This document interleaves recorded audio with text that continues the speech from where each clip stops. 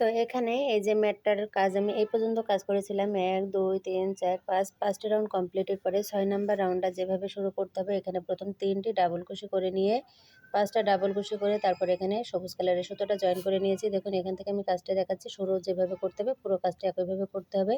এই যে ৩টি ডাবল কুশি করে নিয়েছি যেখানে এখানে আমি রেড কালারের সুতোটা জয়েন করে নিলাম। সুতোটা জয়েন করে নিয়ে এখন পরবর্তী যে ঘরটা এই ঘরের ভিতরে ডাবল কুশি করব। ১,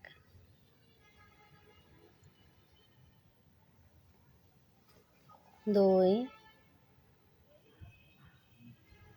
৩, ৪, ৫। এখানে আমি ৫টা ডাবল কুশি করলাম। ৫টা ডাবল কুশি করে সুতোটা ছেড়ে দিয়ে প্রথম যে ডাবল কুশিটা সেই ডাবল কুশির ভেতর দিয়ে এই সুতোটা একই সঙ্গে এখানে আমি সবুজ কালারের সুতোটা জয়েন করে নিব। একই সঙ্গে ৩টি সুতোর কাজ এখানে করতে হবে। দেখুন এভাবে করে ভেতর দিয়ে এই সুতোটা আমি বের করে নিলাম।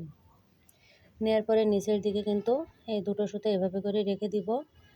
এখন এই যে প্রথম যে ডাবল কুশিটা আছে এর ভেতর দিয়ে এভাবে করে বের করতে হবে। ১, ২, ৩, ৪। টোটাল এখানে দেখুন ৫টা লুপ হয়েছে। ১, ২, ৩, ৪, ৫।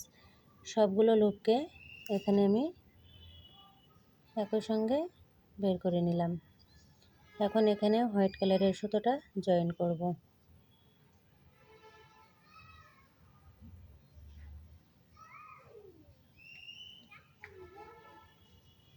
তো এখানে আমার একটা এরকম সুন্দর স্ট্রবেরি হয়ে গেল।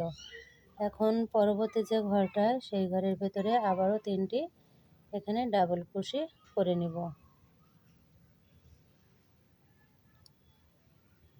১,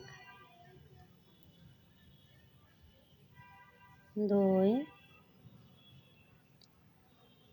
৩। ৩টি ডাবল কুশি করে এখানে আবারও রেড কালারের সুতোটা জয়েন করতে হবে।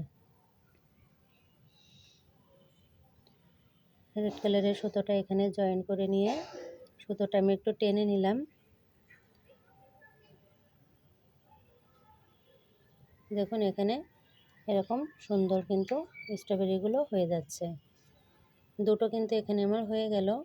এখন আমি ৩ নাম্বার ঘরটা শুরু করব, তার আগে ৩টি ডাবল কুশি এখানে আমি করে নিয়েছি।